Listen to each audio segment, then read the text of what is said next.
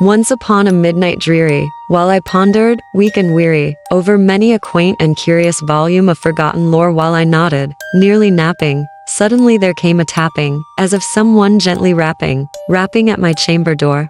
"'Tis some visitor," I muttered, "tapping at my chamber door, only this and nothing more." Ah, distinctly I remember it was in the bleak December, and each separate dying ember wrought its ghost upon the floor. Eagerly, wished the morrow. Vainly I had sought to borrow from my book surcease of sorrow, sorrow for the lost Lenore, for the rare and radiant maiden whom the angels name Lenore, nameless here forevermore. And the silken, sad, uncertain rustling of each purple curtain thrilled me, filled me with fantastic terrors never felt before, so that now, to still the beating of my heart, I stood repeating, "'Tis some visitor entreating entrance at my chamber door, some late visitor entreating entrance at my chamber door. This it is and nothing more." Presently my soul grew stronger, hesitating then no longer. "Sir," said I, "or madam, truly your forgiveness I implore. But the fact is, I was napping, and so gently you came rapping, and so faintly you came tapping at my chamber door, that I scarce was sure I heard you here."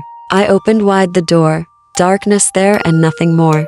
Deep into that darkness, peering, long I stood there wondering, fearing, doubting, dreaming dreams no mortal ever dared to dream before. But the silence was unbroken, and the stillness gave no token, and the only word there spoken was the whispered word, "Lenore?"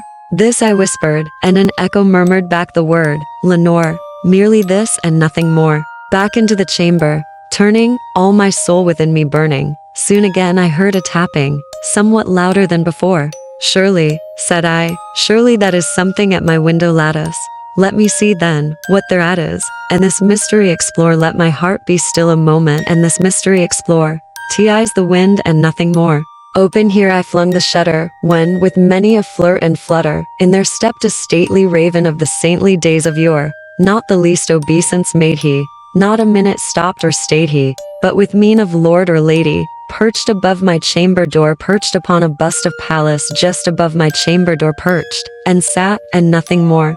Then this ebony bird, beguiling my sad fancy into smiling, by the grave and stern decorum of the countenance it wore, "Though thy crest be shorn and shaven, thou," I said, "art sure no craven, ghastly, grim, and ancient raven wandering from the nightly shore. Tell me what thy lordly name is on the." Quoth the raven, "Nevermore."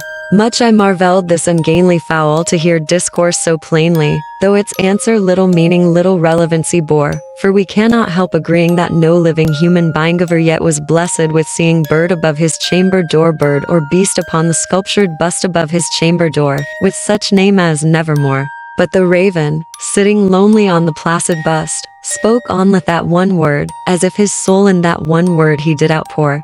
Nothing farther. Then he uttered not a feather, then he fluttered, till I scarcely more than muttered, "Other friends have flown before, on the morrow he will leave me, as my hopes have flown before." Then the bird said, "Nevermore," startled at the stillness broken by reply so aptly spoken. "Doubtless," said I, "what it utters is its only stock and store caught from some unhappy master whom unmerciful disister followed fast and followed faster till his songs one burden bore, till the dirges of his hope that melancholy burden bore off nevermore." But the raven still beguiling all my fancy into smiling, straight I wheeled a cushioned seat in front of bird, and bust and door. Then, upon the velvet sinking, I betook myself to linking fancy unto fancy, thinking what this ominous bird of yore, what this grim, ungainly, ghastly, gaunt, and ominous bird of yore meant in croaking "Nevermore." This I sat engaged in guessing, but no syllable expressing to the fowl whose fiery eyes now burned into my bosom's core. This and more I sat divining, with my head at ease reclining in the cushion's velvet lining that the lamplight gloated o'er, but whose velvet violet lining with the lamplight gloating o'er, she shall press, nevermore. Then, methought, the air grew denser, perfumed from an unseen censer swung by seraphim, whose footfalls tinkled on the tufted floor. "Wretch," I cried, "thy God hath lent thee by these angels, he hath sent their spite respite and nepent thee from thy memories of Lenore. Quaff, oh, quaff this kind nepent thee and forget this lost Lenore."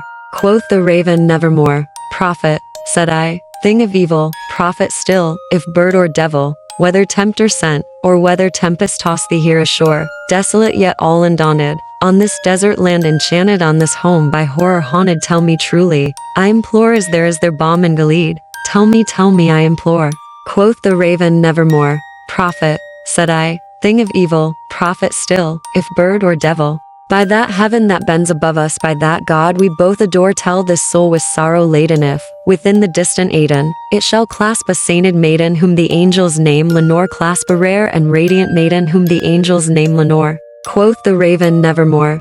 Be that word our sign of parting, bird or fiend? I shrieked, upstarting, get thee back into the tempest and the night's Plutonian shore. Leave no black plume as a token of that lie thy soul hath spoken. Leave my loneliness unbroken. Quit the bust above my door. Take thy beak from out my heart, and take thy form from off my door. Quoth the raven, nevermore. And the raven, never flitting, still is sitting in the pallid bust of Pallas, just above my chamber door. And his eyes have all the seeming of a demon's that is dreaming, and the lamplight o'er him streaming throws his shadow on the floor, and my soul from out that shadow that lies floating on the floor shall be lifted nevermore.